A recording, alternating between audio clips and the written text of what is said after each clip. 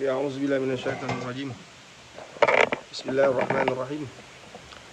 Alhamdulillahirabbil alamin wassalatu wassalamu ala asyrafil mursalin wa ala alihi washabihi ajmain. Allahumma shalli ala sayyidina Muhammadin abdika wa rasulika nabiyil ummi wa ala alihi washabihi wa barik wasallim. Assalamualaikum warahmatullahi wabarakatuh. Apa khabar teman-teman, sahabat-sahabat, ibu-ibu, ayah-ayah semua? Mudah-mudahan anda semua dalam keadaan terbaik insya-Allah. Alhamdulillah, kita nampak hujan kat Melaka ni. So macam mana keadaan tempat anda? Kita terpaksalah buat dalam keadaan yang macam ni, kan, tidur daripada hujan. Macam mana keadaan tempat anda, sahabat-sahabat? Kan, Melaka ni nampaknya hujan. Alhamdulillah dah beberapa hari tak hujan, tapi hari ni nampaknya subhanallah Allah kirimkan hadiah yang paling istimewa, dikirimkan hujan. Bila hujan turun je, itulah tempat yang paling mustajab untuk kita berdoa kepada Allah SWT. Dan sebab itulah setiap apa yang Allah bagi pada kita tu tentu ada hikmahnya, tentu ada sesuatu yang sangat istimewa, kan, yang kita patut rebut, yang kita patut manfaatkan. Allahumma salli ala sayyidina Muhammad wa ala ali Muhammad. Bagi orang mungkin ketika hujan ni, ni masa terbaik ni nak tidur ni. Bangun-bangun pagi, hari ni cuti pula, bangun-bangun pagi tengok hujan, baring lagi, golek-golek lagi atas katil. Allahumma salli ala sayyidina Muhammad wa ala ali Muhammad. Kalau kita sedar bahawa kita ni adalah musafir yang Allah kirimkan untuk satu perjalanan yang bukan menetap di sini sepenuhnya, hakikatnya kita akan berhijrah ke tempat yang lain, maka kita tak akan benarkan dunia ini memperhambakan kita. Kita tak akan benarkan dunia ini mempermainkan kita. Kita tak akan tergoda, tak akan terpedaya dengan apa saja yang dimiliki oleh dunia ini. Faham ke faham? Sebab tu kita banyak kali Pak Lis pernah bagi tahu sebelum ni, kita wajib jadikan diri kita sebagai hamba kepada pencipta. Kalau orang tu hamba pada duit, bangun pagi dah fikir duit, bangun pagi dia fikir bisnes dia, sebab dia hamba kepada perniagaan dia, kan. Sebelum tidur dah buat perancangan besok apa nak buat. Bangun pagi je dia rujuk balik perancangan dia hari ni. Pergi pejabat, kalau big boss ni, dia dah ada sekretari dia yang akan ingatkan, bos tuan, hari ni ada hari ini ada discussion, hari ini ada appointment, hari ini ada presentation. Dah ada orang ingatkan dia. So orang sentiasa ingatkan dia tentang perniagaan dia. Tak ada orang nak ingatkan dia tentang bos, Zuhur dah masuk, bos, alhamdulillah bos, baru sebentar tadi lawangan azan menandakan waktu asar dah masuk. Tak ada, kan. Kalau kita ada big boss, kan, yang akan remind kita tentang appointment kita, tentang interview kita, presentation, pembentangan kita. Allahumma salli ala sayyidina Muhammad wa ala ali Muhammad. Orang yang jadi hamba duit, dia punya duit, dia fikir duit je. Nampak tak? Satu, dia banyak berkira tentang duit. Dia keluar duit, hari ni dia keluar duit 1,000, dia akan fikir macam mana nak dapatkan 10,000 balik. Bukan dapat 1,000 balik, nak dapat 10,000 balik. Dia fikir duit je. Orang yang hamba kepada dunia, memang dia letakkan dunia sebagai sasaran dia lah. Tapi kita ni nak jadi hamba kepada pencipta kita. So nak jadi hamba ni bagaimana? Kan? Kita ni hari ni hari Jumaat, penghulu segala hari. Mudah-mudahan Allah memberi keberkatan hidup kepada kita, kan? So kita nak hidup sebagai seorang yang Allah rahmati, yang berkati, maka kita kena jadi seorang hamba. Seorang hamba ni, dia sedar bahawa perjalanan hidup dia adalah sebagai seorang musafir. Dia datang kat dunia ni, dia tidak akan buat pelaburan kat dunia untuk dunia. Dia buat pelaburan di dunia untuk dapat keuntungan di akhirat, kan? Dia menabur benih di ladang dunia untuk dapat keuntungan, memetik hasil di ladang akhirat. Allahumma salli ala sayyidina Muhammad wa ala ali sayyidina Muhammad. Faham ke faham? Sebab tu dunia ini penuh dengan air mata. Dunia ini penuh kesakitan. Dunia ini penuh dizalimi, kezaliman. Dunia ini penuh dengan penderitaan. Dunia ini penuh dengan kecederaan, yang ada parah. Maka bila kita sedar bahawa perjalanan kita sebagai seorang hamba, itulah yang dihamparkan, itu yang dikabarkan, itu yang kita akan tempuh, itu kita akan jumpai, maka kita akan bahagia. Kita akan mensyukuri dan bersabar dengan apa yang Allah beri pada kita. Allahumma salli ala sayyidina Muhammad wa ala ali Muhammad. Kan? Faham ke faham? So kita niat pada hari ini kita nak hidup sebagai seorang hamba. Bila kita hidup sebagai seorang hamba, apa yang kita ada bukan kita punya, Allah punya. Itu sifat seorang hamba, kan? Menjadi hamba kepada pencipta, maka dia tak letakkan semua apa yang dia ada itu dia punya. Apa yang dia ada tu ialah Allah punya. Sebab tu dikembalikan kepada Allah dalam bentuk sedekah, bentuk infak. Faham ke faham? Nampak tak? Kadang ada banyak orang yang berjaya, ada banyak orang kaya, tapi dia terlalu berkira dengan apa yang dia ada. Bagi dia, dia telah bekerja kuat, dia telah struggle. Sebelum ni aku miskin, tak ada orang dekat dengan aku. Bila aku dah kaya, aku dah berjaya, ramai pula orang nak dekat aku. Dia lupa Allah hadirkan orang tu sebenarnya untuk mengingatkan dia bahawa dulu kau miskin, aku tak lupakan kau. Jadi bila kau kaya, kau jangan lupakan aku. Faham tak? Sebab tu aku hadirkan orang-orang miskin untuk kau bantu. Sebab masa kau miskin dulu, aku hadirkan banyak orang untuk bantu kau. Engkau lupa ke? Kan kau tak tiba-tiba jadi kaya dengan adanya turunnya emas permata daripada langit. Faham ke faham? Ada orang yang aku telah hantar untuk mempermudahkan kerja kau, untuk mempermudahkan segala urusan kau. Kau faham ke faham ni?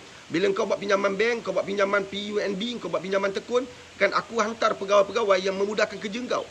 Aku hantar pegawai-pegawai orang-orang yang memudahkan urusan kau. Engkau lupa ke? Kan?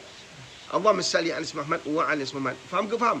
Jadi seorang hamba ni dia berjaya buang sifat sombong dia, berjaya buang sifat angkuh dia. Kan? Menjadi seorang hamba ni dia berfikir tentang akhirat, bukan berfikir tentang dunia. Dia tak meletakkan diri dia dengan apa yang dipakai. Oh, dia ni pakai songkok. Kita tak dimuliakan oleh Allah dengan hanya berpakaian songkok dan berpakai jubah. Kita tidak dimuliakan oleh Allah SWT hanya kerana kita mempunyai jawatan besar, pangkat besar, kedudukan besar, istimewa di kalangan manusia. Tidak. Allahumma salli ala Muhammad wa ala Muhammad. Nampak tak?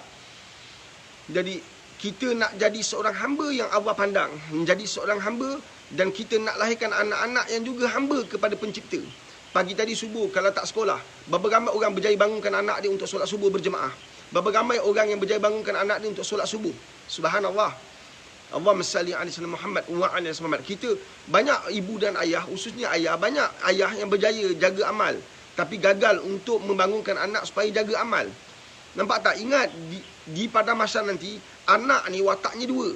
Satu anak yang akan menarik, memberi syafaat, menarik bapa dia untuk ke syurga Allah. Ada yang akan menarik bapanya ke neraka Allah. Jadi, ingat, anak yang bagaimana kita nak tinggalkan, sahabat. Anak yang bagaimana kita nak tinggalkan. Ini aset yang sangat mahal, yang selalunya pelaburannya merugikan. Ada seorang lelaki ni, ada seorang anak ni diceritakan. Kan? Dalam sebuah kitab diceritakan bahawa ada anak ni dia bawa bapa dia nak menuju ke syurga. Maka ditahan oleh malaikat. Wahai sepolan bimpolan, kau nak buat apa ni? Kau bawa siapa ni? Lelaki ni anak ni dah berjaya masuk syurga. Tapi dia nak beri syafaat, dia nak beri kelebihan yang dia dapat tu, nak bagi pada bapa dia, nak bawa bapa dia pergi syurga. Maka malaikat tahan. Dia kata, bapa ni siapa ni? Ni bapa aku. Untuk apa? Aku nak bawa dia ke syurga. Malaikat kata, dia ada urusan tak selesai lagi. Tapi dia bapa aku. Dia bapa aku. Ni yang cakap ni ahli syurga ni. Yang Allah telah memuliakan dia. Ni bapa aku. Aku nak bawa dia ke syurga. Tapi malaikat kata dia ada urusan yang tak selesai lagi dengan Allah SWT. Ada urusan tak selesai lagi. Maka dia berdegil juga, dia berkeras juga nak bawa bapa dia pergi syurga. Maka Allah takdirkan kan bapa dia bertukar menjadi satu bentuk yang lain. Maka bila malaikat kata, "Itukah bapa kamu?" Bukan. Ini bukan bapa aku. Maka dia tidak mampu bawa bapa dia masuk ke syurga hanya kerana ada urusan yang tak selesai. Maknanya ada mak apa. Ini antara kita lah. Kita kadang-kadang kita hantar anak kita pergi belajar Quran, tapi kita tak pegang Quran. Quran akan memberi syafaat, kata Nabi SAW, Quran akan memberi syafaat kepada orang-orang yang dulunya ketika hidup sentiasa bersama dengan Quran. Itulah kawan-kawan, rakan karib, teman, sahabat sejati Al-Quran. Kan? Quran akan memberi syafaat, Quran akan membantu dia. Kan? Tapi kita sedar tak? Kita banyak hantar anak kita belajar Quran, belajar mengaji sana, mengaji sini. Kita hantar anak kita pergi pondok, pergi madrasah, tapi kita dengan Quran tak berkawan. Kita dengan Quran tidak bersahabat. Kita dengan Quran tidak berteman. Nampak tak? Teman baik kita bukan Al-Quran. Teman baik kita adalah rakan-rakan bawang rangers. Nampak tak? Faham ke faham ni? Kita hantar anak kita belajar sana, belajar sini, tapi kita tak belajar. Dan hari ini kita bagilah alasan kuliah tak boleh lah, masjid kunci lah dan sebagainya. Tapi hakikatnya masa masjid buka, kita tak ada pun. Kita tak ke mana pun. Sekarang ni kita tak ada azam pula nak datang ke masjid. Allahumma salli ala Muhammad wa ala Muhammad. Faham ke faham? Kan? Jadi tolong buat amal sendiri. Kan? Selain ini kita mengharapkan anak-anak juga membantu kita di pada masa nanti. Tapi kita kena jaga amal juga. Kita kena buat amal. Ada banyak juga mak bapak buat amal tapi yang tak dapat memimpin keluarga. Itu satu masalah lagi. Faham ke faham? Kan? Jadi kita nak bina sebuah keluarga Muslim. Keluarga yang beriman, keluarga yang Allah kasih, yang Allah sayang, yang Allah beri rahmat pada seluruh ahli keluarga tu. Nampak tak? Kita nak keluarga kita, keluarga yang kita dekatkan dengan Allah Subhanahu Wa Taala. Saya pergi kuliah kat masjid-masjid, saya nampak depan mata. Anda pun nampak kan? Berapa ramai mak bapak boleh pergi ke masjid tapi tak boleh bawa anak pergi masjid. So sad, kat minda kita sekarang tulis kat ruang komen. Kita ada azam sekarang nak lahirkan keluarga masjid. Tulislah kat ruang komen. Aku nak lahirkan keluarga masjid. Bermakna apa? Aku pergi kuliah, aku boleh bawa isteri aku pergi kuliah. Aku boleh pergi kuliah tapi aku juga nak bawa anak-anak aku pergi kuliah. Pada peringkat awal, anak-anak memang tak sisa dengar ceramah agama. Nak belajar agama, nak belajar tauhid, nak belajar ilmu fiqh, nak belajar ilmu tasawuf. Dia tak seronok, dia tak gembira. Baik dia fokus pada handphone dia. Tapi seorang ibu yang hebat, seorang ayah yang hebat, seorang ayah yang cerdik, seorang ayah yang pintar adalah ayah yang boleh pimpin keluarganya, mendekatkan diri mereka semua kepada Allah SWT. So antara tempat yang paling baik kita bawa anak, kita boleh bawa anak pergi kita boleh bawa anak kita pergi sekolah. Kenapa kita boleh bawa anak kita pergi masjid? Kalau kita boleh bawa anak kita pergi pawagam lagi teruk. Kita boleh bawa anak kita pergi pawagam. Kenapa tak boleh bawa anak pergi masjid? Subhanallah. Nampak tak? Kita kena ubah sekarang ni. Kita kena ubah, kita nak jadikan keluarga kita keluarga masjid. Pedulikan apa orang kata. Dulu tak nampak kau, bos sekarang nampak. Pedulikan, itu mulut-mulut puaka tu. Biar Allah tengih dia. Biarkan. Mudah-mudahan Allah bagi daya kat mereka. Kan? Ada banyak orang kadang-kadang pun otak pun tak ada, tak ke mana. Otak dia duduk ahli jawatan kuasa masjid, duduk pengurusi masjid, duduk orang yang pegang jawatan kat masjid, tapi kedatangan orang tidak dialu-alukan tapi dibahasakan orang. Ya betul. Baru semalam 2 hari lepas pekerja saya pergi masjid nak pergi kencing je. Nak pergi kencing, tahu tak? Nak buang air kecil. Dia jeritnya. Kan? Sebab tak benarkan orang masuk masjid. Nampak tak? Kadang-kadang otak pun tak ada. Masjid tutup untuk orang otak boleh solat. Janganlah kau tutup pintu masjid. Kau dah tutup masjid, kau janganlah kau tutup tandas. Faham tak? Kau jaga, kau pula boleh pula pergi tandas. AJK boleh pergi tandas. Orang luar tak boleh pergi tandas. SOP untuk semua orang. And COVID ni untuk semua orang. Tak kira lah kita kuasa masjid ke pengusi ke, dia nak kena, dia kena. Faham ke faham? Tak ada budi bahasa, tak ada perkataan hikmah, tak ada perkataan yang bijaksana. Cerit orang, "Oi, nak ke mana?" Minta maaf bang, saya nak pergi tandas. Tutup. Kau nak gumang kau, tu gumang Allah. Faham ke faham? Kadang-kadang SOP ni dibangunkan tapi masjid pun berbeza-beza. Nampak tak? Kita pun jadi keliru. Allahumma salli ala Muhammad wa ala Muhammad. Faham ke faham? Jadi bila kita bawa keluarga kita pergi masjid, mungkin ada orang yang mungkin dia ada ahli jawatan kuasa masjid tapi dia tak pergi masjid. Dia ahli jawatan kuasa masjid tapi dia tak pergi kuliah-kuliah masjid. Nampak kan? Nanti dia ligan lah, dia kejau lah budak-budak yang main. Mak bapak yang bawa anak kena didik anak supaya tak main. Ahli jawatan kuasa masjid kena didik jiwa tarbiyah diri sendiri supaya jangan menjadi asbab budak-budak tak suka pergi masjid. Ini dua benda kita kena bangunkan dengan baik. Mak bapak bawa anak ke masjid kena didik tarbiyah anak-anak supaya jangan banyak main kat masjid. Sifat budak memang main. Jadi engkau janganlah jadi orang yang hidup di bulan atau di planet Marik.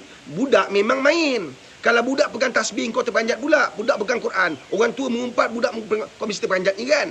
Macam pelik je kan. Macam mana didik mak bapak didik. Memang ada macam tu. Tapi sebagian besarnya budak-budak, namanya kanak-kanak memang main lah. Faham ke faham? Namanya kanak-kanak memang main. Tanya mak bapak, berapa ramai mak bapak yang rungsing dan juga tak tenteram jiwa bila tengok anak duduk je. Macam lembab je. Seakan-akan macam dia tak faham tentang dunia, duduk je. Orang budak-budak main kan. So bila main kau marah pula, bila duduk kau marah. Serba salah jadi budak-budak ni. Nampak tak? Serba salah jadi budak-budak. Faham tak? Jadi budak-budak ni bila datang masjid dia memang main. So mak bapak didik tarbiyah anak-anak. Kalau kita duduk kat kuliah masjid daripada maghrib sampai ke isyak, habis pukul 9, kita start dalam pukul 7.30 sampai pukul 9, lebih kurang 2 jam lebih tu. Antara waktu-waktu yang ada tu mungkin budak-budak akan main. Faham ke faham? Jadi didik dan tarbiyah, ingatkan dia supaya dia main tu dapat kurangkan main dia. Dia main kerja-kerja tu taklah sampai main dalam dewan orang semayang. Kan? Dia menjerit, dia menangis. Kita didik tarbiyah pembelahan. Dan ahli jawatan kuasa masjid, engkau pun sama. Engkau pun ada anak. Dan kau jangan lupa, engkau juga dulu budak-budak. Takkanlah sebelum kau jadi pengurusi masjid, sebelum kau jadi imam, kau tiba-tiba masa kanak-kanak kau baik pula. Sama je kan? Jadi bila kita ni nak tarbiyah budak-budak, jangan kita tarbiyah dalam keadaan kita garang, kita bengis. Akhirnya kita menjadi penyebab anak-anak tak nak pergi masjid. Ini pun kajian tak buat. Kan? Tak dibuat kajian secara eksklusif, secara teliti.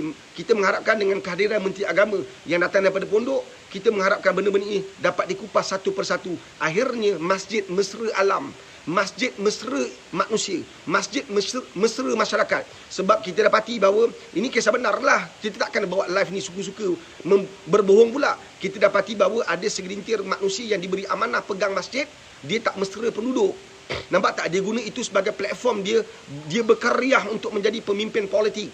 Dia gunakan tu supaya nampak bahawa dia ada kedudukan. Memang ada macam tu. Dia tak mesra alam. Kan? Dia buat kuku besi. Semuanya mesti melalui dia. Tak boleh. Semua tak boleh. Kan? Nak buat kuliah ni dia yang tapis-tapis. Mana penceramah, mana yang orang tok guru, ustaz-ustaz yang hebat tapi tidak selesa pada nafsu dia, tak selesa pada nalurinya, tak sesuai pada mata pandang dia, maka tak boleh bawa. Nampak tak? Tak ada perbincangan, tak ada musyawarah, semua dia. Memang ada macam tu. Faham ke faham? Jadi kita mungkin akan kupas, mohon selepas era COVID nanti, pasca COVID, mungkin benda-benda ini harus dipalusi. Kenapa masjid tak ramai orang? Ini kena peralusi. Mungkin kita buka ruang meja bulat supaya lebih ramai orang-orang yang luar yang mempunyai pemikiran yang hebat, mempunyai kreativiti kreatif dari sudut dakwahnya, dari sudut menghimpunkan manusia, boleh dibawa sama. Bawa pencamah-pencamah hebat-hebat yang kehadiran mereka membawa manusia ramai. Mereka mempunyai kreativiti, mereka mempunyai kepintaran yang Allah kirimkan, Allah hadiahkan, Allah bekalkan, Allah beri. So minta kita buat meja bulat, kita bincang. Nampak tak bagaimana kita boleh mengimarahkan masjid, boleh menjadikan masjid tu hebat. Sebab salah satu kajian Pak Riz bila Pak Riz pergi masjid, kenapa masjid tu tak ramai orang, antaranya sebab kita sebagai orang yang diberi amanah kat masjid tidak mesra. Kita pandang orang dengan bengis, kita pandang orang dengan sombong, seakan-akan masjid tu kita punya. Kita ni diberi amanah, kita akan dipertanggungjawabkan di hadapan Allah SWT. Maka janganlah jadi pengurusi atau ahli tata kawasan masjid yang berbangga tiangnya cantik, berbangga kapetnya mahal, berbangga batunya marmar, berbangga dengan cat yang cantik, tapi orang tak ada. Yang Allah nak bukan cat, yang Allah nak lihat bukan marmarnya, yang Allah nak lihat bukan kapetnya daripada Itali atau Switzerland atau Belanda. Nampak tahu? Ataupun kat kampung, bukan Allah nak lihat jemaahnya. Faham ke faham? So, berapa kerap kali yang telah kita usahakan berbincang musyawarah untuk bawa orang datang ke masjid. Dan kita pula dalam komuniti yang kecil, itu keluarga kita sendiri. Saya sebagai seorang ayah, apa yang telah saya buat untuk pimpin ahli keluarga saya untuk pergi masjid. Dan apa ahli tata kuasa masjid telah buat untuk membawa orang datang masjid. Jadi kalau semua orang buat kerja ni, saya penuh kepercayaan kehadiran orang nantinya akan ramai seramai orang yang hadir solat Jumaat. Allahumma salli ala sayyidina Muhammad. Faham ke faham? Ini peluang kita, ini ruang kita untuk kita fikir sama-sama. Hari ini hari Jumaat, penghulu segala hari. Jangan bazirkan setiap hari yang berlalu itu tanpa akhirat. Jangan benarkan setiap hari yang berlalu itu tanpa kasih sayang Allah Subhanahu Wa Taala. Ya, kita mungkin orang yang rajin solat, kita memang jaga amal. Tapi tak terfikirkan kita bahawa ada ramai orang yang tak pergi masjid, ada ramai orang yang tak jaga amal. Maka kita harus wajib ada kekhawatiran, kebimbangan. Maka kita kena buat kerja supaya kita boleh bawa orang, lebih ramai orang untuk hadir ke masjid. Saya sebagai seorang ayah, saya lihat anak-anak saya semayang ke tak semayang. Nampak tak? Sebelum kau serang pemimpin-pemimpin yang ada, sebelum kau serang imam-imam, ahli tata kuasa siapa pun, engkau kena pandang diri engkau. Sejauh mana pula engkau telah memimpin keluarga engkau untuk hadir ke masjid? Sejauh mana telah engkau pimpin keluarga engkau untuk dekat dengan Allah SWT? Berapa ramai orang jadi bapa dan jadi mak gagal bawa anak berdiri atas tikar sejadah? Jangan kata ke masjid, nak berdiri kat tikar sejadah pun tak mampu buat. Anak boleh tempelak mak semayang, iyalah tahulah orang nak semayang, alah. Tak ada air ingatkan orang tahulah. Aduh. Orang pelajar madrasah pondok, mak tahu tak orang pondok? Takkan orang tak tahu semayang. Nampak tak dia tempelak mak dia? Ni faham ke faham? Ini yang berlaku dalam kehidupan kita. Kena pula anak madrasah, lagilah dia sombong. Hakikatnya dia banyak main game daripada dia buka Quran. Dia banyak main game daripada dia pegang Quran. Sebab mak apa hari ni tak gerti nak marah anak. Mak apa hari ni, dia pergi sekolah tinggi tau sampai universiti. Tapi dia tak ada ilmu nak jadi seorang ibu dan ayah yang terbaik, yang boleh pimpin, yang boleh tunduk anak-anak dia. Ya, subhanallah. Sebab tu, Pak Riz ajak anda kongsi kan untuk hadir ke program Pak Riz. Hashtag bersama Pak Riz 858, tinggalkan nombor telefon. Hadirkan diri anda untuk 858. Pergi mana Pak Riz tak? Engkau hadir kat sini. Di FB Live ni, tapi kita akan bagi tahu macam mana dia punya pendekatan supaya anda hadir untuk apa? Untuk kita belajar menjadi yang terbaik. Dan kita kutip sana sikit, kutip sana sikit. So perjalanan hidup kita sebagai musafir, kita lebih banyak bawa ilmu yang bermanfaat kan daripada kita bawa harta yang akan memberi kecelakaan kepada kita di alam barzah dan seterusnya perjalanan seterusnya. Allahumma salli ala sayyidina Muhammad wa ala Muhammad. Faham ke faham? Dan ini yang kita nak buat. Kita ni musafir kan, kita nak buat pelaburan yang menguntungkan akhirat kita. Kita nak memberi manfaat sebanyak mungkin kepada kehidupan manusia. Untuk apa masjid besar-besar tapi tak ada orang? Faham tak? Untuk apa tembok-tembok yang cantik, bangunan yang sangat cantik tapi orang tak ada? Jadi kita kena fikir sama-sama bagaimana. Dan macam mana nak fikir sama-sama kalau kita sendiri pun tak bawa keluarga kita. So kita setiap anda follow Pak Riz ni, dan kita bawa lah keluarga kita pergi masjid. Kita bawa anak-anak kita pergi masjid. Kan? Macam sekejap lagi hari Jumaat, Pak Riz saya tak dapat jemputan, Pak Riz saya tak dapat kad. Tak apa, pergi je. Pergi seawal yang boleh. Mudah-mudahan kita terpilih untuk masuk ke dalam masjid. InsyaAllah. Pergi dengan keyakinan, pergi dengan keazaman. InsyaAllah kamu akan dapat menghidupkan solat Jumaat. Pergilah. Jangan tangguh-tangguh lagi sahabat. Kan kita ni bukan somebody. Kita ni mungkin sambaldi. Nampak tak? Bila kita ni bukan somebody, surat tu lambat sampai. Penduduk ramai. Kan? So hadir. Kalau anda ada kereta, kalau anda sedar bahawa masjid anda yang dalam kawasan anda ini akan tolak orang sebab terlalu banyak orang hadir, pergi banyak masjid lain yang tak ada orang sebenarnya. Pergilah sahabat-sahabat. Bila kamu ada keazaman macam minggu lepas Pak Riz pergi kan, masjid pertama tak dapat. Bila pergi masjid kedua dapat, alhamdulillah. Bila kamu ada keazaman nak sujud pada Allah SWT, ada keazaman nak menterjemah, mempersembahkan sifat seorang hamba, pasti bantuan Allah akan sampai. Pasti bantuan Allah akan sampai. Pasti. InsyaAllah. So kita buat. Kita buat dulu PKP, tak boleh keluar rumah. Sekarang masjid dah buka, dah boleh keluar rumah. So kita boleh pergi satu masjid ke satu masjid.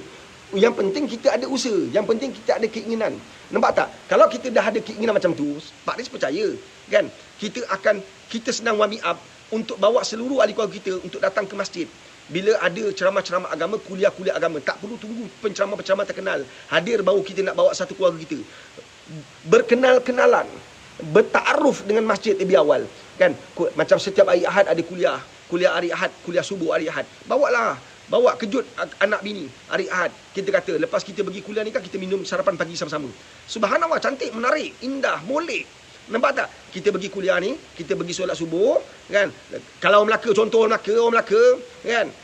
Lepas kita solat subuh ni kan, kita dengar kuliah subuh, lepas tu kita kena mi bodoh. Contohlah, kan?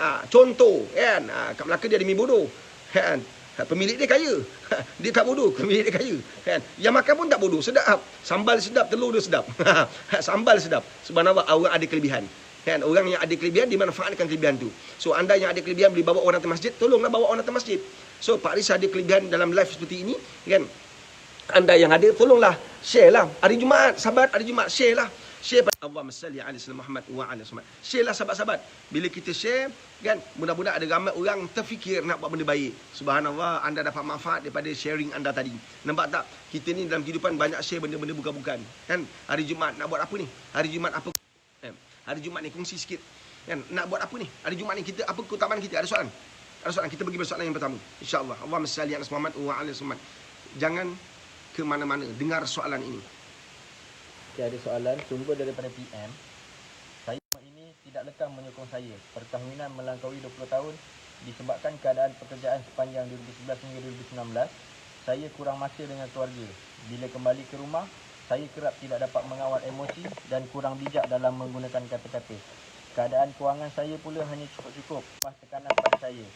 Mungkin secara tidak sedar saya melukakan hati bidadari saya. Juga anak-anak terutamanya nombor 1 dan juga nombor 2. Saya dapat semula peluang saya untuk tebus apa yang saya tinggalkan dulu sebagai suami dan ayah. Adakah saya sudah terlambat sedangkan saya tidak tinggalkan usaha untuk terus membawa keluarga menuju syurga melalui keluarga sunnah? Mohon panduan atau jalan. Mudah-mudahan menjadi jalan terbaik bagi saya. InsyaAllah. Memanglah sahabat, kan? Kita belajar daripada sahabat kita. Bila Allah bagi kita peluang, tolong ingat kat kepala ni, tolonglah. Boleh tak kita semua buat macam ni? Sekarang buat. Kau tak nak buat, nampak? Kau tak nak buat. Aku nampak ni. Kau tahu tak? Aku ada ilmu batin. Aku nampak. Mak asal kau tak buat tu? Bang, tak buat ni. Buat. Letak je ni. Tolong kau fikir sikit. Bila kau ada peluang, jangan kau letakkan akan ada peluang kali kedua. Bila Allah bagi kau peluang dapat isteri yang baik, kau jangan fikir kau akan dapat peluang lebih baik. Faham ke faham? Bila kau dapat isteri yang kau minta buat ni, buat tu, buat ni, dia tak berkira. Balik kerja dia mali masak untuk engkau. Pagi-pagi belum kau buka mata, piuk dah terbuka untuk engkau.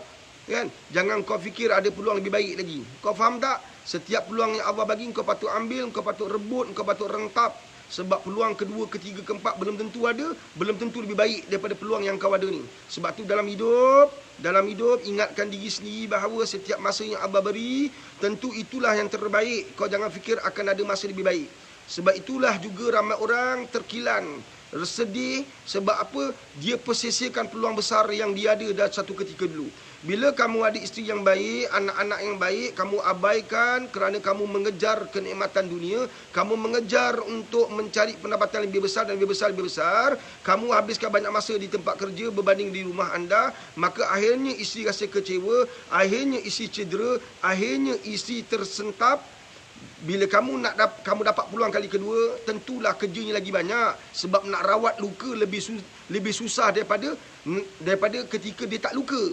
Bila dah luka, nak letak ubat, nak pantau, nak perhatikan, takut terluka balik. Kalau tak letak dalam bentuk yang sekata, tak buat dalam bentuk berkala, maka dia akan luka balik. Kalau kau bagi kasih sayang, kemudian kau leka, kau lalai, maka luka tu berdarah balik. Kalau dia bernanah, berkudis, lebih sukar nak dirawat. Faham ke faham? Sebab tu kita sebagai seorang suami, bila ada isteri, kita raih isteri kita sebaik mungkin.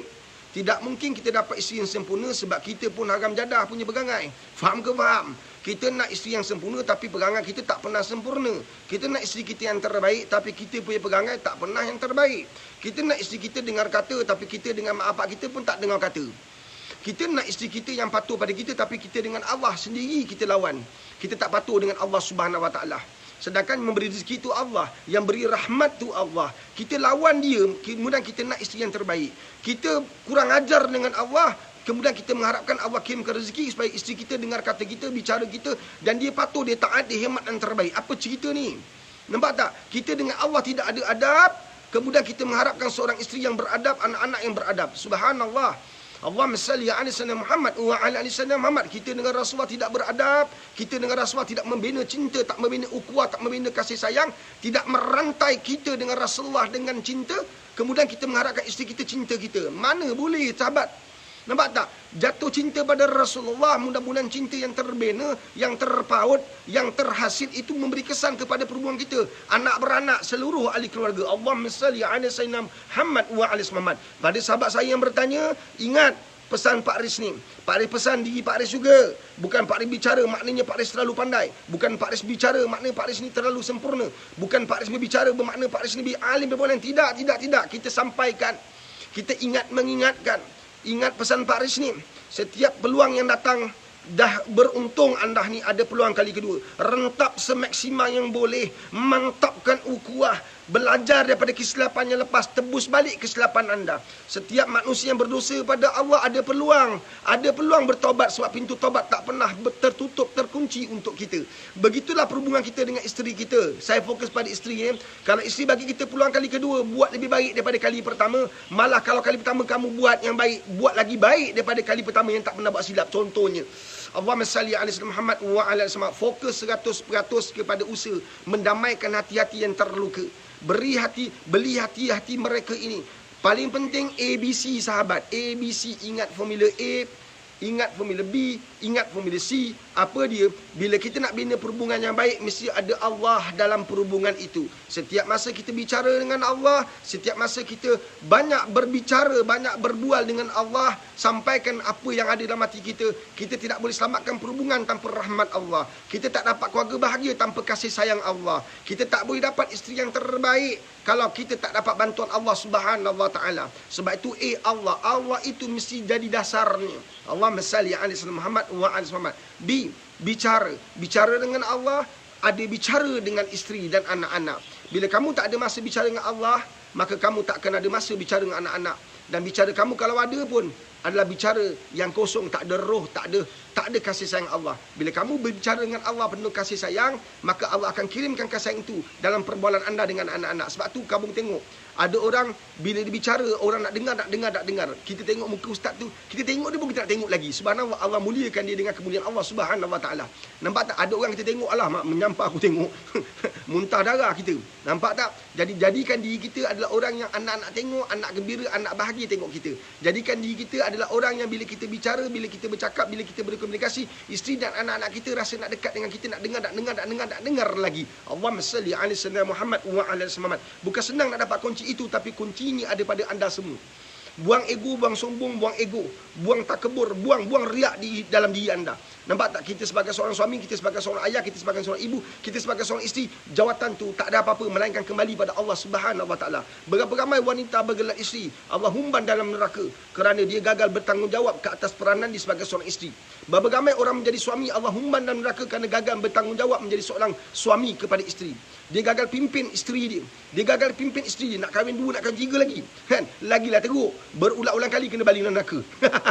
Isteri pertama dah umban kau dalam neraka. Isteri kedua baling dah habis lingkup. Game over. Allahumma salli ala sayyidina Muhammad wa ala Muhammad. Sebab tu kita masih ada peluang, sahabat. Kan? Jika masih ada peluang, rebut peluang tu semaksimal yang boleh. Peruntukkan masa dengan mereka. Mereka bukan nak duit kita, mereka nak masa kita, mereka nak kita dalam hidup mereka. Sebab tu orang dulu atau masih orang sekarang, tapi kalau dia bina kebahagiaan anak-anak, bukan pandang pergi sekolah naik motor, bukan pandang pergi sekolah naik kereta, tapi kalau naik basikal dan jalan kaki sekalipun, tapi kalau bapa dan mak dia kan mencurahkan kasih sayang dengan kebijaksanaan, bukan mencurah kasih sayang dengan kebodohan. Kebijaksanaan. Kebodohan tu maknanya bagi kasih sayang tapi tak pandai sukat. Nampak tak? Maka terlebih-lebih lah. Masak nasi lebih air, apa jadi? Nampak tak? Masak nasi terlebih air, salah sukat, lingkup lah. Betul tak? Macam tu lah. Masak sambal terlebih cili, apa jadi? Kalau tak pandai sukat, terlebih garam, terlebih gula, apa jadi? Subhanallah. Nampak tak? Allahumma salli ala Muhammad. Jadi apa yang patut kita buat, sahabat-sahabat, kita kena pandai sukat tu satu perkara, tapi yang paling penting kita mesti ada bersama, be itu bersama dengan ahli keluarga kita, supaya mereka rasa care kita, mereka rasa kita ambil berat tentang hidup mereka. Di saat mereka jatuh, kita ada bersama di situ. Di saat mereka perlukan kita, kita ada di situ. We are the superhero, the real superhero untuk keluarga kita. We are the real superhero. Kan?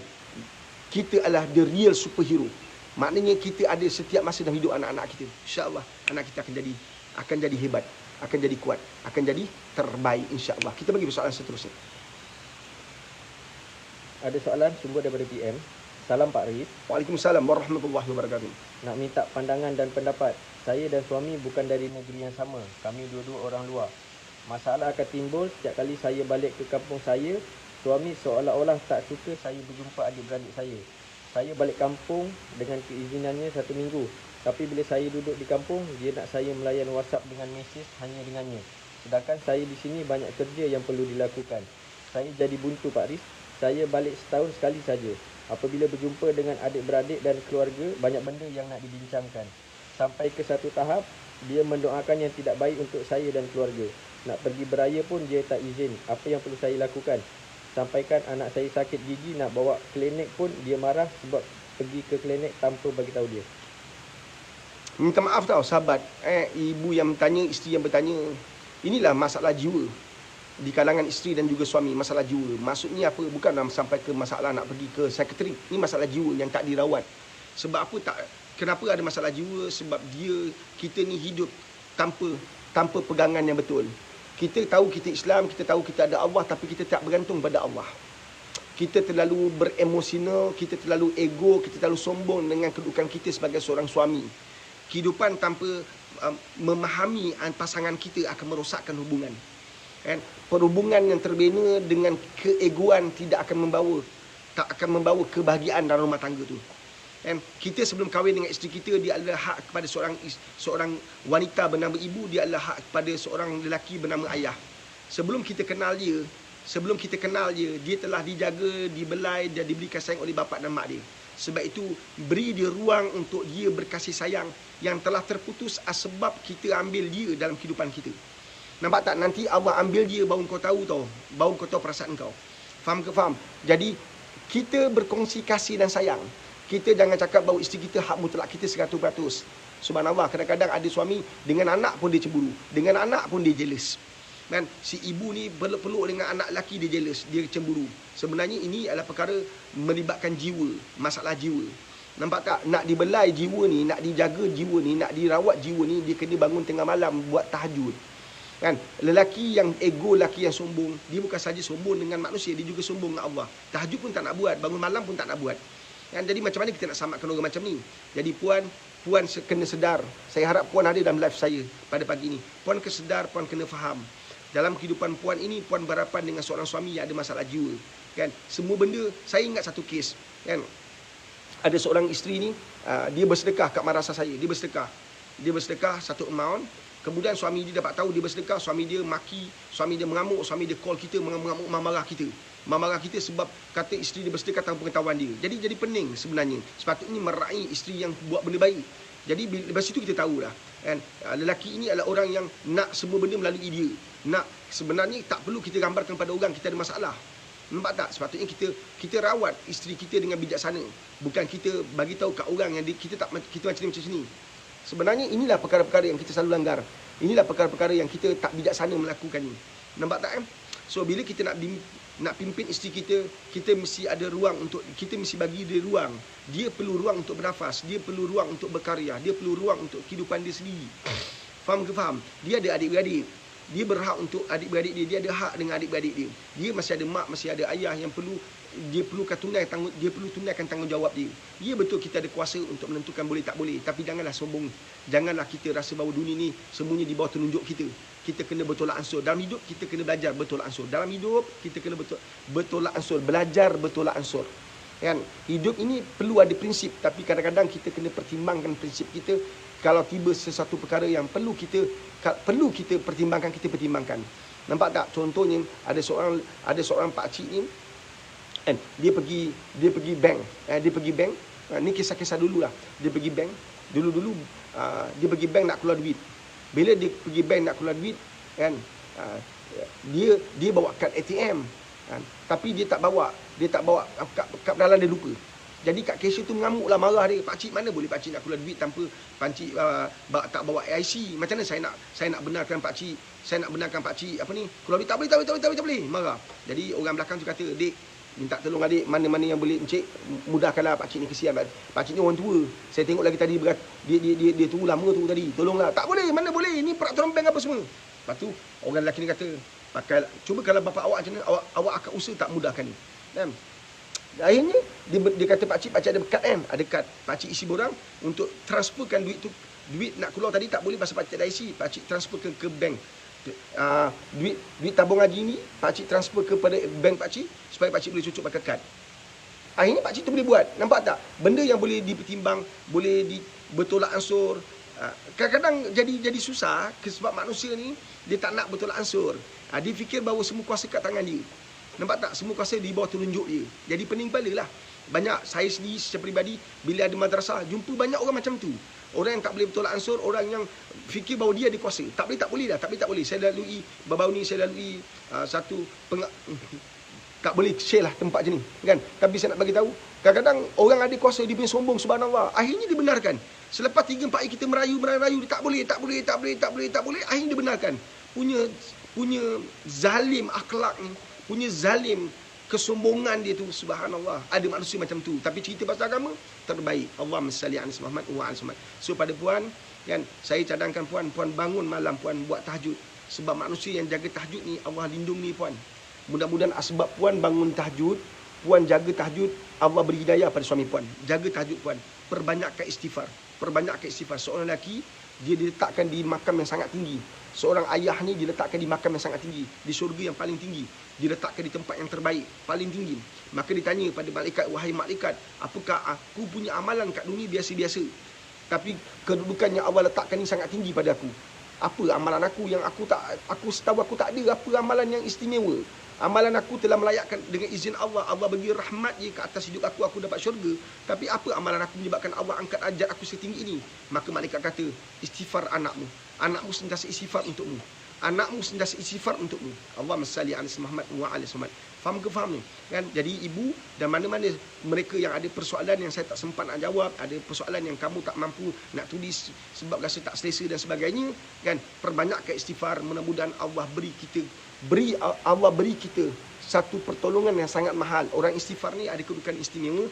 Orang yang bertahajud kedudukannya sangat-sangat istimewa. Dan satu lagi amalan yang Allah akan angkat darjat kita sangat tinggi. Tahu tak apa dia? Siapa nak tu nak, saya kongsikan amalan ni. Siapa nak satu amalan yang kalau kita buat, subhanallah, Allah angkat darjat kita. Allah letak kita di tempat yang sangat tinggi. Allah memuliakan kita. Kita nak dapat datuk, ada orang terpaksa bayar nak dapat datuk. Ada orang terpaksa bayar untuk dapat jawatan. Ada orang sanggup pula juga, ada manusia juga sanggup beli title doktor. Ada. Dunia ini semua benda berkaitan duit. Ada orang belajar bermati-mati, bukan senang nak dapat doktor. Dia kena belajar 4 tahun di universiti, kan, untuk dapat ijazah, tambah 2 tahun lagi untuk buat master. Ada yang 3 tahun buat master, ada yang tambah 4 tahun lagi untuk buat PhD. Subhanallah, makan masa yang sangat lama untuk dapat title doctorate. Bukan senang, tapi ada orang sanggup ambil jalan pintas nak dapat doktor sebab dia nak orang panggil dia nak dapat kemudahan. Ada orang dapat datuk dengan beli sebab apa, dia nak ada kemudahan dengan title tu. Tapi kita hanya dengan amalan tertentu kita dapat satu kedudukan yang sangat tinggi di sisi Allah Subhanahu Taala. So jom, saya nak bagi ilmu tu, saya nak anda tu nak saya kongsikan, insya-Allah. Allahumma salli ala sayyidina Muhammad wa ala ali sayyidina Muhammad, kan. Allahu akbar, Allahu akbar, Allahu akbar. Allah Maha besar, kita ni kecil saja, kan. Kita sedar kita tak ada apa-apa, kita akan balik. So kita nak balik berkenan apa, macam mana? Sebab itulah tolonglah bertimbang rasa, tolonglah jangan jadi kuku besi, jangan sombong dengan jangan angkuh bila dengar pesan Pak Aris ni. Ni Nabi pesan. Ni Nabi pesan. Nabi dah pesan, kita angkuh, kita lalai. Apa dia Nabi pesan? Antaranya, permudahkan urusan orang, Allah permudahkan urusan anda. Pegang prinsip tu. Orang tu maknanya isteri, anak-anak kita dan orang sekitar hidup kita dan siapa-siapa pun. Anda ada kuasa, jangan susahkan orang. Ada orang beratur panjang, anda nampak orang tu mengandung, apa salah anda bagi dia laluan dulu, atau ada kontra khas. Anda boleh buka kontra khas daripada ramai-ramai bercakap main handphone. Aku nampak kontra ada 6 tapi buka 2. Pakailah otak, kan. Takkan pula hari tu banyak orang berhenti kerja pula, ataupun orang cuti. Kontra ada 6 tapi kau buka 2 kontra. Sedangkan ramai orang sampai ada yang mengandung. Orang dah lah dengan norma baru, kan, dah beratur panjang duduk kat kursi, yang duduk sana tu pula kena duduk panjang ni. Nampak tak? Ada orang mengandung, ada orang tua. Bukalah kontra khas pada pihak-pihak yang berwajib, kan. Wujudkan kontra khas. Sebab saya dapati bahawa tidak ada tempat tidak ada kontra khas. Nampak tak? Semua orang beratur je. Ada orang tua, ada orang kurang upaya, ada orang cacat, ada orang yang tak berupaya, kan. Orang kurang upaya. Mereka ni perlu ada kontra khas. Nampak tak? Kita yang datang lambat jangan marahlah. Kalau nombor dah 200, 300, 400. Nampak tak? Sebab kita datang lambat. Sebab ada orang pukul 8 ofis buka, pukul 7.30 dia dah sampai. Nampak tak? Ada orang pukul 7 dah sampai. Subhanallah. Ada orang sanggup sembahyang subuh kat situ. Contohnya, faham ke faham betapa dia benar-benar mengharapkan kedudukan yang paling depan. Tapi kita datang lambat, jangan pakai kabel. Ini adalah sifat-sifat manusia yang kurang ajar, tidak beradab.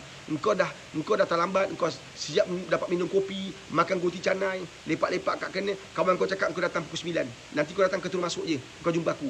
Nampak tak? Sikap macam ni merosakkan integriti. Sifat macam ni lah yang Allah tak nak pandang. Nampak tak? Melainkan orang yang kau tolong tu benar-benar adalah orang yang kurang upaya, adalah orang yang memang orang tua. Ini kawan kau boleh berdiri, kawan kau boleh ada tenaga, tapi kenapa kita gunakan perkataan itu? Inilah ketidakadilan yang berlaku. Nampak tak? Kan? Di saat kita pergi tempat lain, kita nak orang adili kita dengan baik, maka kita adili orang di tempat kita dengan baik. Allahumma salli ala Muhammad wa ala. Faham ke faham? Maka permudahkan urusan orang, Allah akan permudahkan urusan kita. Tolong orang keluar dari kesulitan, maka Allah tolong kita keluar dari kesulitan. Dan paling penting, kita nak kesulitan di akhirat nanti, Allah tolong kita. Allahumma salli ala Muhammad wa ala. Faham ke faham? Ini perjuangan kita, sahabat. Dah berhenti nak? Nak dah berhenti dah? Nak dah berhenti? Nak. Allahumma salli ala Muhammad wa ala. Kan? Ada yang nak tak? Kan? Nak dah berhenti? Cukup tak ni? Cukup tak? 2,000. Allahumma salli ala Muhammad wa ala. Nampak tak? Kasihnya Nabi. Tahu tak Nabi kasih kat kita? Nabi bangun-bangun je, Nabi bertemu dengan Jibril alaihissalam di pada mahsyar nanti, bila Nabi bangun je, kan, di hari mahkamah Allah nanti, bila Nabi bangun je, Nabi bangkit daripada kubur, Nabi bangkit, Nabi tanya, wahai Jibril, mana umat aku? Nampak tak? Nabi bangun je, Nabi fikir kita. Tidak kurang ajar ke kita sepanjang hidup bangun pagi kita fikir tentang dunia? Tak kurang ajar ke? Perkataan saya ini paling tepat untuk bagi gambar kepada kita yang terlalu kurang ajar kepada perjuangan Nabi. Nabi bangun-bangun daripada nak awal hidupkan kembali Nabi SAW. Nabi bangkit je daripada tempat Nabi bangkit je, Nabi bertemu dengan Jibril. Wahai Jibril, wahai kekasih aku, mana umat aku? Jibril kata, wahai Rasulullah, pada ketika engkau bangkit ini, manusia belum dibangkitkan lagi. Ya Rasulullah, engkau adalah manusia pertama Allah bangkitkan. Tapi dibangkit je, dibangun je. Nabi nak fikir umat. Kita fikir apa, sahabat? Kita fikir apa? Kita bangun pagi-pagi, kita fikir apa, sahabat? Kita fikir perniagaan kita fikir kedai kita fikir nasi lemak kita fikir kedai, kita fikir sana, fikir sini. Akhirat kita tonggang terbalik. Kita pinggirkan. Akhirat kita tinggalkan. Kita banyak fikir tentang dunia, sehingga kan dunia ini tak nak kita. Dunia ni menyampah tengok kita. Dunia ni pandang kita macam sampah. Dunia ini tak herankan kita. Dunia ini tidak akan berhenti hanya kerana nafas kita berhenti. Ingat baik-baik. Apabila tiba masanya nafas kita berhenti, dunia tidak akan berhenti. Apabila tiba masanya nafas kita berhenti, urusan manusia tidak akan berhenti, sahabat. Urusan manusia, khususnya kawan-kawan rapat anda, nafas mereka juga tak akan berhenti, kerja mereka tak akan berhenti. Nafas anda yang berhenti, kerja mereka terus berlari, terus beroperasi. Faham ke faham? Dunia yang kau sayangi sedang memperbodohkan kau. Dunia yang kau sedang miliki ini, yang kau habiskan masa dengan umpat orang, dengan fitnah orang, dengan kutuk orang, dengan zalimi orang, engkau seronok dengan dunia ni, dengan perkakas dia. Dunia inilah yang akan ketawakan kau nanti. Dunia inilah yang akan tinggalkan kau. Dia tak nak kau. Dia tak akan datang di hadapan Allah untuk tolong kau. Dunia yang buat kau leka dan lalai ini, dunia inilah yang akan biarkan kau sendiri-sendiri jawab di hadapan Allah Subhanahu Wa Taala. Nampak tak? Sebab itulah kita nak buat apa untuk pastikan kita selamat dapat syafaat Nabi sallallahu alaihi wasallam. Maka hadis riwayat Anas bin Malik radhiyallahu anhu. Apa kata Rasulullah SAW? Sesiapa yang berselawat kepada aku, maka Allah akan berselawat padanya 10 kali. Sesiapa yang berselawat kepada aku sekali, Allah beri rahmat 10 kali. Allah beri kita kemuliaan 10 kali. Beli nasi lemak RM1 dapat 10 bungkus. Tak nak ke? Beli nasi lemak yang harganya RM1, kita bagi pada mak-mak RM1. Sepatutnya bagi kita 1 nasi lemak, tapi dia bagi kita 10 nasi lemak. Tak nak ke? Tak bijak lah kalau dah tahu tapi tak buat. Nampak tak? Maka selawat sekali, kata Nabi SAW, Allah akan bagi rahmat kepada manusia itu 10 kali. Tak cukup tu, Allah tambah lagi. Allah akan hapuskan 10 dosa-dosa kecil kita. Tak cukup tu, Allah akan angkat 10, Allah angkat martabat kita 10 kali ganda. Allah angkat 10 darjat kita. Allah angkat darjat kita dengan hanya 1 selawat. Kalau orang faham, dia berulang-ulang kali selawat. Allahumma salli ala sayyidina Muhammad wa ala ali sayyidina Muhammad. Maka siapa-siapa dalam kesulitan, siapa-siapa dalam kepayahan, diuji dengan masalah yang berterusan, perbanyakkan selawat. Dengan berselawat kita sedang mengkabarkan, mengkibarkan, sedang menamparkan kasih sayang kita pada Rasulullah sallallahu alaihi wasallam. Kita sedang membenihkan kasih sayang. Sekali kita berselawat 10 rahmat Allah sampai. 10 rahmat Allah sampai, agaknya macam mana? Nampak, kita tidak akan masuk syurga dengan serban kita, dengan jubah kita. Kita tidak akan masuk syurga dengan amalan kita. Kita tak akan masuk syurga dengan kedudukan status jawatan kita. Kita dipilih ke syurga Allah dengan rahmat atas rahmat Allah. Allahumma salli ala sayyidina Muhammad wa ala sayyidina Muhammad. Dah tahu dah masuk syurga dengan rahmat Allah, tapi kita tak cari rahmat Allah di dunia ini untuk dibekalkan di akhirat. Allahumma salli ala sayyidina Muhammad wa ala sayyidina Muhammad. Jadi tolong sahabat, kan? Hari ini hari Jumaat, Nabi minta kita perbanyakkan selawat ke atas Nabi. Ini hadis super penting. Tadi hadis ini hadis sahih. Hadis yang sahih, sahabat. Hadis riwayat At-Tabarani, An-Nasa'i. Hadis riwayat An-Nasa'i. Ini hadis sahih ini, sahabat.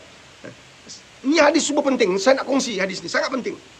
Nabi bagi tahu sesiapa yang berselawat ke atas Nabi SAW, siapa-siapa yang berselawat pada waktu pagi 10 kali, pada waktu petang 10 kali, maka dia akan mendapat syafaatku pada hari kiamat. Allahumma salli ala Muhammad wa ala sayyidina Muhammad. Hadis ni hadis riwayat At-Tabarani, kan? Menurut Imam Asyuti, ini adalah hadis hasan.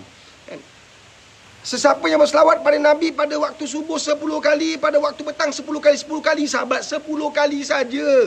Bukan beribu-ribu Nabi minta, 10 kali subuh, 10 kali waktu petang, 10 kali saja, sahabat.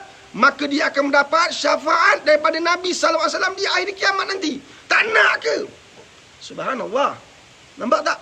Maka perbanyakkan selawat. Hari ini hari Jumaat, perbanyakkan selawat kita. Allahumma salli ala sayyidina Muhammad wa ala sayyidina Muhammad. Perbanyakkan selawat kita. Perbanyakkan selawat kita. Didik dan terbiar anak-anak. Ingat tak masa sekolah masih beroperasi, masa sekolah masih on. Kalau hari Jumaat saya selalu kata, tuan-tuan ingatkan anak-anak, pergi sekolah jangan tinggalkan selawat. Mereka pergi sekolah tak tinggalkan buku. Mereka pergi sekolah tak tinggalkan kasut dan juga stokin. Mereka tak pernah tinggalkan beg. Mereka tak pernah tinggalkan kelengkapan alat tulis. Maka didik anak supaya juga tidak tinggalkan selawat sebagai satu kelengkapan persekolahan mereka. Pergilah sekolah, perjalanan mereka penuh dengan selawat, Allahumma salli ala sayyidina Muhammad. Perjalanan mereka penuh dengan selawat, tiba sekolah banyak berselawat, Allahumma salli ala sayyidina Muhammad wa ala ali sayyidina Muhammad. Sepanjang masa daripada pagi sampai petang, perjalanan mereka diisi ruang-ruang yang ada dengan perbanyakkan selawat, Allahumma salli ala sayyidina Muhammad wa ala ali sayyidina Muhammad. Dan bila anak kita berselawat, Allah turunkan rahmatnya, Allah pandang anak kita dengan kasih sayang. Engkau rasa macam mana? Terlindung tak anak kita? Diberi penjagaan tak oleh Allah SWT? Anak yang sentiasa di mulutnya sentiasa dibasahi dengan zikir, kan, dengan berselawat ke atas Nabi sallallahu alaihi wasallam, anak itu akan diberi penjagaan oleh Allah SWT, sebab Allah akan beri kasih sayangnya, Allah beri rahmat ke atas anak-anak ini. Sebab itu ramai mak bapak risau, COVID. Aku tengok bila aku pantau sekolah-sekolah, tak ada orang jaga jarak sosial. Tak ada orang jaga kat sekolah, bukan main cek-cek suhu badan debat-debu. Nampak tak? Semua buat cantik terbaik. Balik sekolah kat depan pintu pagar, tak ada jarak sosial. Nampak tak?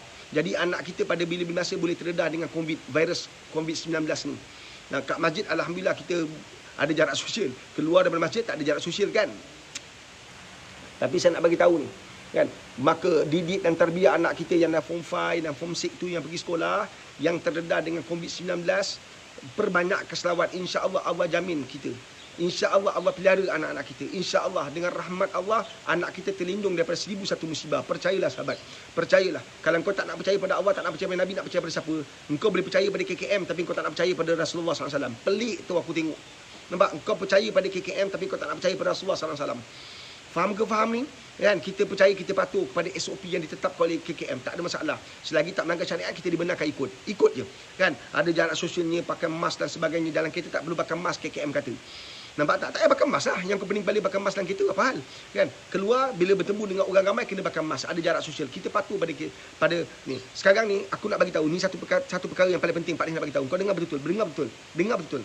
Betapa KKM telah berjaya menghapuskan beberapa anasir-anasir negatif dalam kehidupan kita, berjaya menghapuskan dosa-dosa yang kita biasa buat, berjaya menghapuskan amalan-amalan salah yang Nabi tentang tapi orang tak buat, tapi hari ni KKM datang semua orang buat. Apa dia? Kau tahu tak apa dia? Kau tolong bagi tahu aku kalau kau nampak apa itu. Kan? Nabi tentang orang buat juga, tapi KKM cakap semua ikut. Apa dia? Kau cakap, kau tulis. Kalau kau nampak apa yang aku nampak. Tulis. Jadi saya belum pernah cerita benda ni. Belum cerita lagi. Belum pernah kita sentuh benda ni. Kan? Bila KKM cakap semua ikut, tapi bila Nabi cakap berempat pulas, Nabi keluarkan bukan sekadar keringat, darah Nabi terpecik, darah Nabi bertakung. Para sahabat syuhadah mempertahankan agama. Orang buat bodoh tak nak ikut. Tapi bila KKM cakap kalau langgar boleh mati, semua orang ikut. Semua orang takut. Kan? Semua orang ikut. Kau tahu apa dia? Tulis. Apa dia soalan dia? Kita bagi soalan. Ada soalan? Kita bagi soalan. Lepas saya jawab soalan, saya cerita pasal ni balik. Ya. Soalan sumber daripada PM. Sumber PM. Okey. Pak Riz, saya ni umur 33 tahun. Saya tak tahu nak cakap macam mana. Saya ada mak saya mulut selalu mendoakan buruk-buruk untuk saya. Walaupun kesalahan saya kesalahan yang remeh. Sekarang mak saya dah tak ada. Kebanyakan yang mak saya sebutkan semua menjadi. Saya dah kahwin anak 4 tapi dah bercerai. Mak saya tak pun ada sebut lambat dengan cepat akan bercerai. Walau salah yang kecil, mak saya akan ungkit-ungkit pasal masa depan saya. Sekarang memang saya susah, tak bekerja. Anak-anak suami abaikan nafkah. Nak kerja susah dengan anak-anak, tak ada orang jaga. Kalau ingat semua dari mulut celupan mak saya jadi benci pada mak saya. Sedangkan masa dia sakit, saya jugalah yang menjaga dia. Adik-beradik lain semua bekerja. Saya cuma nak minta nasihat dari Pak Riz. Dengar Pesan saya, sahabat, mudah-mudahan anda dirahmati oleh Allah SWT. Okey. Saya tak nak cerita tentang adakah ini benar atau tidak, sebab Nabi dah bagi tahu setiap penderakaan pada mak ayah Allah bayar kes kat dunia. Saya tak pasti doa tu rentetan daripada perbuatan anda atau mak memang sebenarnya marah sikit cakap, marah sikit doa, marah sikit cakap benda bukan-bukan. Kan? Ada orang rentetan daripada akhlak dia yang buruk pada mak, dia lawan mak dia bengang dengan mak dia, kan? Dia lawan, dia kata mak dia masih remaja, dia lawan mak dia bengang. Kau jaga kau, besok kau kahwin kau tahulah besok. Macam tu, kan? Dia balik lewat tengah malam baru balik, kadang-kadang tak balik sebab mak dia marah sangat. Mak dia kata kau besok kahwin, aku kalau macam ni pegangan kau kahwin pun tak bagilah, kau kahwin bercerai lah. Ada mak macam tu. Jadi kita mak-mak yang dah pergi kuliah maghrib, mak-mak yang dah pergi kuliah subuh, mak-mak yang dah hadir majlis-majlis agama, mak-mak yang pergi majlis usrah, saya yakin anda tidak akan rosakkan iman anda dengan mulut macam tu. Saya yakin. So untuk sahabat saya yang bertanya, ingat pesan saya ni. Kan? Jangan sesekali kamu percaya bahawa apa yang terjadi itu adalah akibat daripada doa mak kamu. Percaya bahawa ini takdir kita, maka kita perbaiki kehidupan kita dengan buat amal. Kita buat minta ampun pada Allah. Kalau ada sebab mengapa kita ada dosa dengan mak, kita jangan benci pada mak. Sebab Allah tidak cipta satu benda ikut mulut orang. Ingat pesan Pak Risu. Kan? Allah tidak mencipta sesuatu perkara itu sebab daripada mulut-mulut orang. Allah menghadirkan takdir itu berdasarkan kepada apa. Selalu kita, tangan-tangan, dalam Quran kata tangan kita yang merosakkan. Tangan kita menjadi asbab apa yang kita lalui sekarang. Dan banyak benda yang melibatkan diri kita, bukan mak bapak kita. Kita yang merosakkan kehidupan kita. Kadang-kadang rumah tangga kita rosak bukan arwah mak kita, bukan arwah bapak kita. Kita yang gagal khidmat dengan baik. Kita yang bertengkar sepanjang masa. Kita benda kecil pun bergaduh. Benda kecil pun melarat-larat. Sampai tak bertegur sapa berhari-hari. Sampai tidur pun asing-asing. Kan kita tak, oleh kerana kita marah suami kita sampai ke tahap kita tak bagi dia, dia tak bagi kita nafkah, kita pula tak bagi dia makan. Kita tak masak untuk dia, kita tak sediakan sarapan untuk dia, baju dia pun kita tak basuh. Ini semua adalah perkara-perkara yang nampak kecil, akhirnya menular menjadi besar dan berlaku perceraian. Ingat penceraian yang berlaku tak semestinya datang pada mak bapak kita. Faham tak? Doa yang baik dan doa yang buruk itu tak sama. Faham tak sahabat? Jadi saya mengharapkan puan jangan pandang pada sudut negatif. Pandang bahawa kehidupan puan selepas ini jauh lebih baik. Dengan cara puan ubah hidup puan, dengan cara puan dekat dengan Allah SWT. Membenci mak tidak akan menghadirkan takdir yang lebih baik. Ingat tu. Membenci mak tidak menghasilkan kehidupan jauh lebih baik. Puan faham tu. Saya ulang sekali lagi. Dengan membenci arwah mak, puan akan menambah dosa puan. Dan pada waktu sama, puan tidak akan mampu untuk mencipta kehidupan jauh lebih baik. Jadi apa patut buat? Amalkan kehidupan memaafkan. Sama ada yang hidup atau mati. Ampunkan dosa mak kita. Kalau tersalah cakap dia, mungkin saja menyebabkan kehidupan puan macam tu. Tapi percayalah, kehidupan kita rosak biasanya akibat daripada tangan-tangan kita. Bukan daripada orang lain. Melainkan mak dizalimi, mak kita khianati. Maka mungkin doa yang dizalimi akan menjadi doa yang Allah bayar. Tapi saya lihat daripada persoalan tadi itu, anda dah jaga mak anda. Anda dah jaga mak anda. Anda dah uruskan dia ketika di hari-hari terakhir dia. Saya penuh keyakinan kasih sayang Allah tu ada bersama anda. So ini ujian untuk anda. Ujian untuk anda. Dan iblis masuk dalam pemikiran anda, nak kaitkan anda kononnya ada masalah disebabkan oleh mak. Ini menyebabkan kehidupan mak anda di alam barzah bertambah susah. Maafkan dia, ampunkan dosa dia, dan minta Allah ampunkan dosa kita. Tingkatkan ibadah, bangun tahajud, jaga amal, solat fardu jangan tinggalkan, berkawan dengan Quran, sentiasa peluk, sentiasa baca dia, faham apa yang kita baca. InsyaAllah kehidupan anda selepas ni jauh lebih baik. Percayalah puan, Allah akan hadirkan suami yang lebih baik. Percayalah, Allah akan hadirkan anak-anak yang memahami selepas ni. InsyaAllah percayalah, sesuatu yang buruk berlaku, ia tidak akan berterusan kalau kita ubah cara pemikiran kita, cara sudut pandang kita, cara kehidupan kita. InsyaAllah kita akan menghasilkan banyak perkara yang lebih baik. Percaya puan, insya-Allah.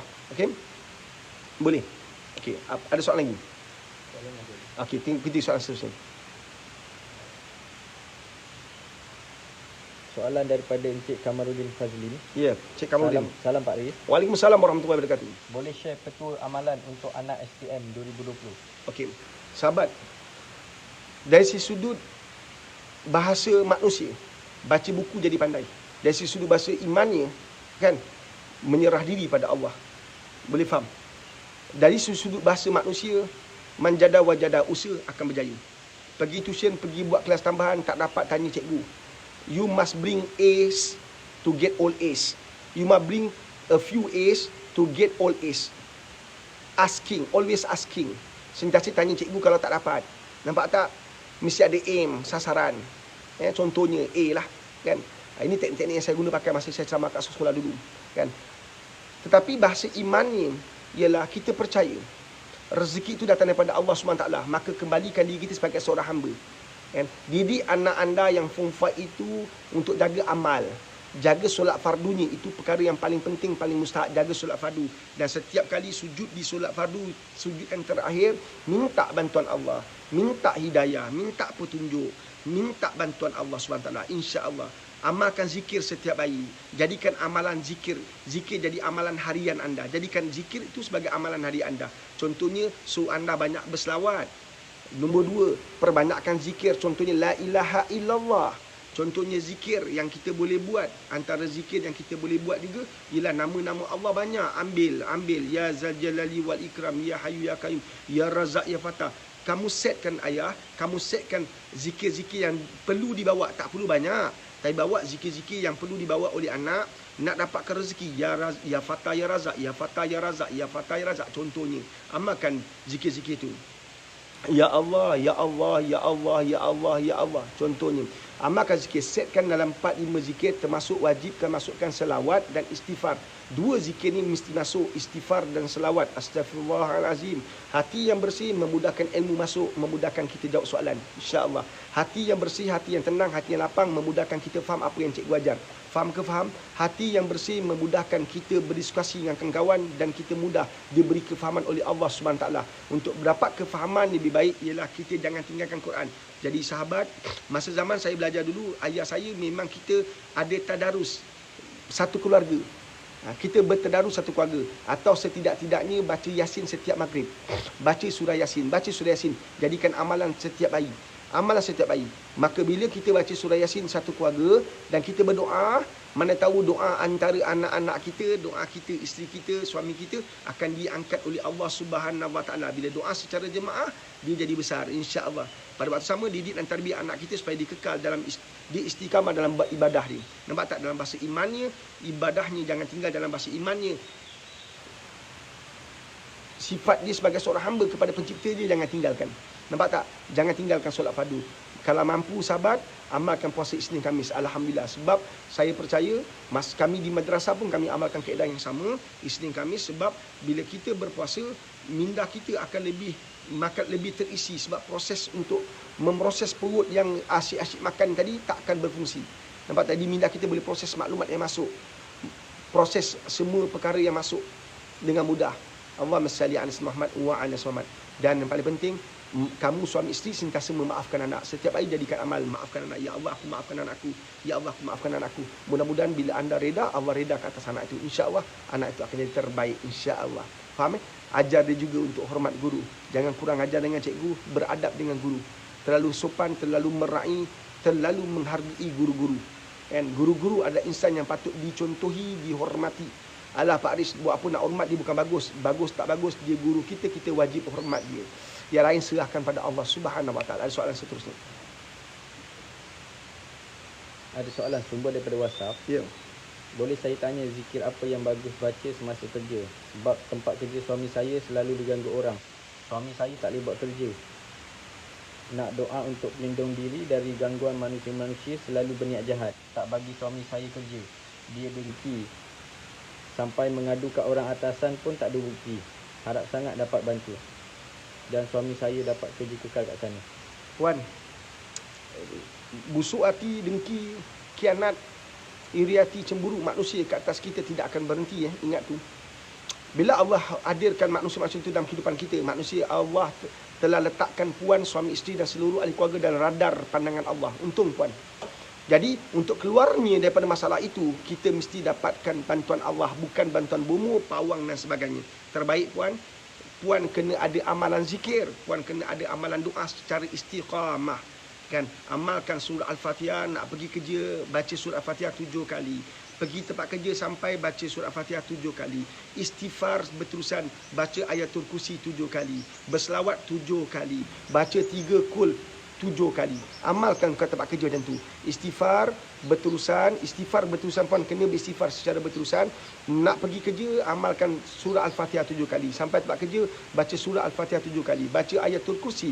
Nak keluar rumah, baca ayatul kursi 7 kali. Baca doa perjalanan.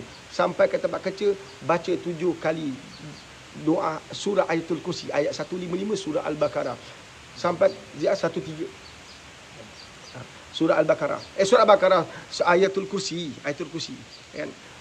Sampai kat tempat kerja, bacakan selawat. Banyak selawat 7 kali. Allahumma salli ala sayyidina Muhammad wa ala ali sayyidina Muhammad. Allahumma salli ala sayyidina Muhammad wa ala ali sayyidina Muhammad. Di samping anda baca, anda nak berhenti, anda niat pun boleh. Niatkan, ya Allah lindungi aku, lindungi keluarga aku. Ya Allah permudahkan perjalanan aku, beri hidayah pada aku, beri aku petunjuk. Ya Allah jadikan kehadiran aku menjadi asbab aku ini menjadi orang yang disenangi oleh rakan-rakan. Ya Allah beri aku petunjuk, minta apa saja, insya-Allah Allah akan beri kita perlindungan.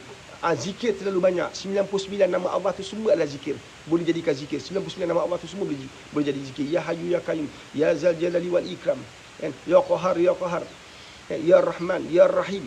Ya Razak, Ya Fatah. Amalkan zikir apa saja puan. Kan? Dalam kehidupan, kan? Saya nak kongsi. Kan? Ini yang kita diijazahkan di madrasah kita. Kan? InsyaAllah mudah-mudahan dapat membantu puan dan semua follower Pak Aris dalam pertemuan singkat ini.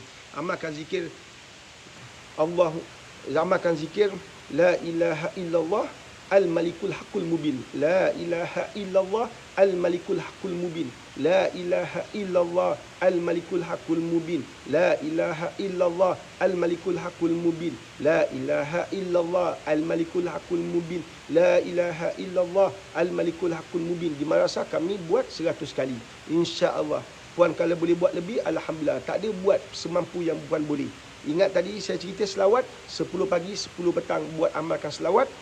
Nak pergi kerja selawat, nak sampai tempat kerja selawat. Jadi keselawat di bibir suami puan. Sentiasa berzikir setiap masa, insya-Allah. Orang yang berselawat secara berterusan, setiap masa nafas turun dan naik, sentiasa berselawat kepada Allah Subhanahu Wa Taala dengan kalimat tauhid la ilaha illallah, la ilaha illallah, insya-Allah santau susah masuk, sihir susah masuk, khianat orang susah nak lepas. Insya-Allah amalkan tu.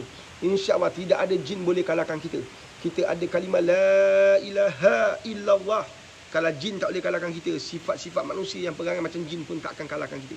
Yang penting puan pesan pada suami puan, jangan sabotas diri sendiri. Maknanya banyak ada persepsi, itu rosakkan diri sendiri. Banyak ada tanggapan negatif, jangan, itu merosakkan diri sendiri. Faham ke faham? Faham? Pada yang waktu yang sama juga, sewaktu dengannya juga, ialah jangan kita balas perbuatan jahat orang dengan perbuatan jahat. Tak nak. Ampunkan, minta hidayah daripada Allah. InsyaAllah kita menang. Jangan hidup banyak fikir tentang kerosakan orang kat atas kita. Kita berfikir macam mana kita boleh bantu orang, boleh bantu. Mudah-mudahan Allah bagi hidayah pada semua orang. InsyaAllah. Amin, amin, ya Rabbal Alamin. Apa dia? Soalan seterusnya, insyaAllah. Ada soalan lagi? Tadi aku nak bagi apa tu dah aku lupa.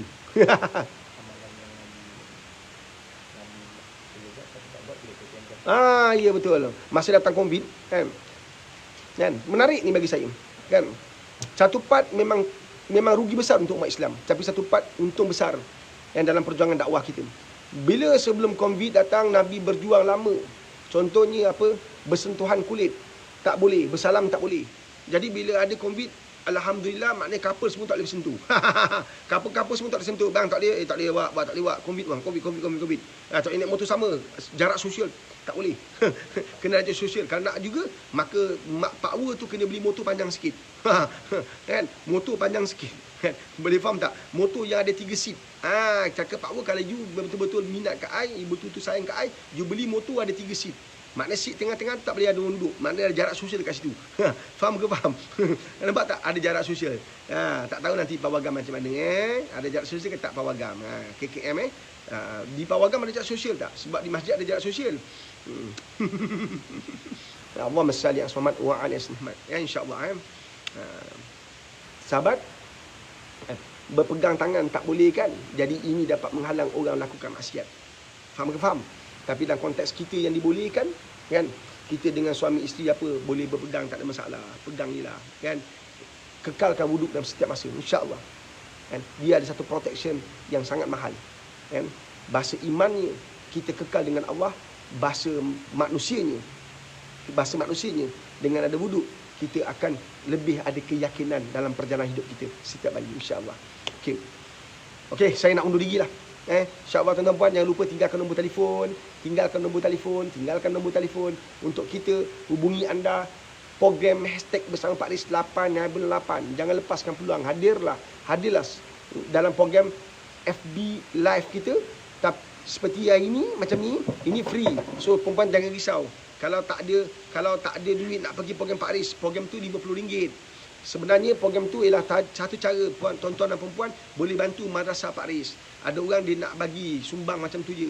Kita rasa takkanlah kita asyik nak minta sumbangan orang secara berterusan. Kita nak share ilmu kita yang tak seberapa ni dengan kaliak kita, dengan follower kita. Maka dengan bayaran RM50 tadi tu, sebenarnya itu adalah bayaran yang boleh memberi manfaat kepada pembangunan madrasah Pak Aris. Pada waktu sama kita boleh share ilmu-ilmu yang bermanfaat, ilmu-ilmu yang boleh bantu anda menjadi seorang ibu, seorang ayah, seorang anak, seorang isteri, seorang ayah, seorang suami yang terbaik.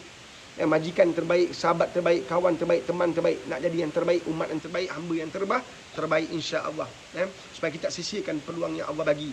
Sebab selepas ni tak ada peluang lagi tau. Selepas Allah tamatkan riwayat kita, Bila kita diretayakan sebagai seorang manusia di dunia, maka tidak ada peluang lagi melainkan kita akan dihakimi dengan setiap apa yang telah kita lakukan di dunia ini. Jangan persisirkan, jangan salah tanggap, jangan salah tindakan, jangan salah pelaburan, insya-Allah. So tinggalkan telefon, dan anda juga boleh, masih ada ruang untuk beli e-book Pak Aris, 10 kisah-kisah wanita hebat yang mana wanita ini tak pernah dibukukan cerita hidup mereka tapi memberi inspirasi pada anda. Inilah follow Pak Aris yang Pak Aris hadirkan, kan, untuk mereka sedar bahawa kehidupan mereka sebenarnya adalah satu gambaran kuat kepada kehidupan orang lain supaya jadi inspirasi pada kehidupan orang lain. Kan, mereka dulu pernah terfikir nak bunuh diri, mereka pernah fikir give up, kenapa Allah pencipta, kenapa Allah takdirkan kehidupan macam ni, macam ni. Tapi bila adanya buku macam ni, kisah mereka dirakam, kita mengharapkan mereka sedar bahawa sebenarnya mereka adalah orang yang rupanya kehidupan mereka boleh bantu kehidupan orang lain. Itu dah.